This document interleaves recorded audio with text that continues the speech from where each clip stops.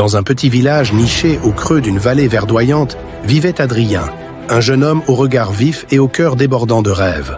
Dès son enfance, on lui répétait que la vie était un terrain de jeu aux possibilités infinies. Tout est permis. Ces mots résonnaient en lui comme une promesse de liberté absolue. Pourtant, sans même le savoir, il ignorait encore que cette liberté avait un double visage. Un matin d'automne, alors qu'il errait près d'un vieux pont de pierre surplombant une rivière miroitante, Adrien rencontra un vieil homme à la barbe argentée. Celui-ci, assis sur un banc usé par le temps, l'invita à partager un moment de silence. Après quelques instants, le vieil homme prit la parole d'une voix douce mais assurée. « Mon cher enfant, sache que dans ce vaste monde, tout est bel et bien permis. Mais souviens-toi aussi que tout n'est pas avantageux. Chaque choix que tu feras portera en lui des conséquences, des leçons, parfois des regrets. La liberté véritable ne réside pas seulement dans l'ampleur de tes possibilités, mais dans la sagesse avec laquelle tu les utilises. » Ces paroles, simples et profondes, allumèrent en Adrien une étincelle de réflexion.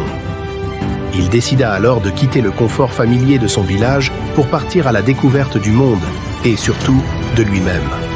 Son périple le mena à travers des chemins sinueux et des paysages changeants, où il fut tour à tour confronté à des routes aux apparences séduisantes. Sur le chemin de la forêt des Échos, par exemple, il rencontra un groupe de voyageurs qui, séduits par la facilité des sentiers battus, s'étaient engagés sur une voie promettant plaisir immédiat et succès facile. Mais bientôt, les illusions s'évanouirent, et ils se trouvèrent piégés dans un labyrinthe de décisions irréfléchies, où chaque pas semblait les éloigner un peu plus de leurs rêves. À l'inverse, dans les montagnes de l'Aube, il fit la connaissance d'un alpiniste solitaire qui avait choisi la voie la plus rude pour atteindre le sommet. Les ascensions étaient éprouvantes, les chutes parfois douloureuses, mais chaque difficulté surmontée lui avait offert une vision plus claire de lui-même et de la beauté du monde. Il comprit alors que, bien que le chemin ardu soit semé d'embûches, il portait en lui les fruits d'un épanouissement sincère et durable.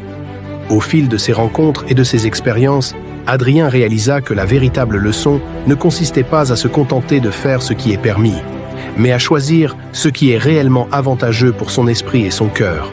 La liberté, se dit-il souvent, est comme une clé ouvrant des portes infinies. Toutefois, il faut savoir quelle porte franchir pour que cette ouverture mène à la lumière et non à l'obscurité. Finalement, après de nombreuses aventures, Adrien retourna dans son village, transformé par la sagesse acquise lors de son long voyage. Réunis autour d'un feu de camp, il partagea son histoire et la précieuse leçon qu'il avait apprise. « Mes amis, n'oubliez jamais que la vie vous offre un vaste éventail de possibilités. Oui, tout est permis.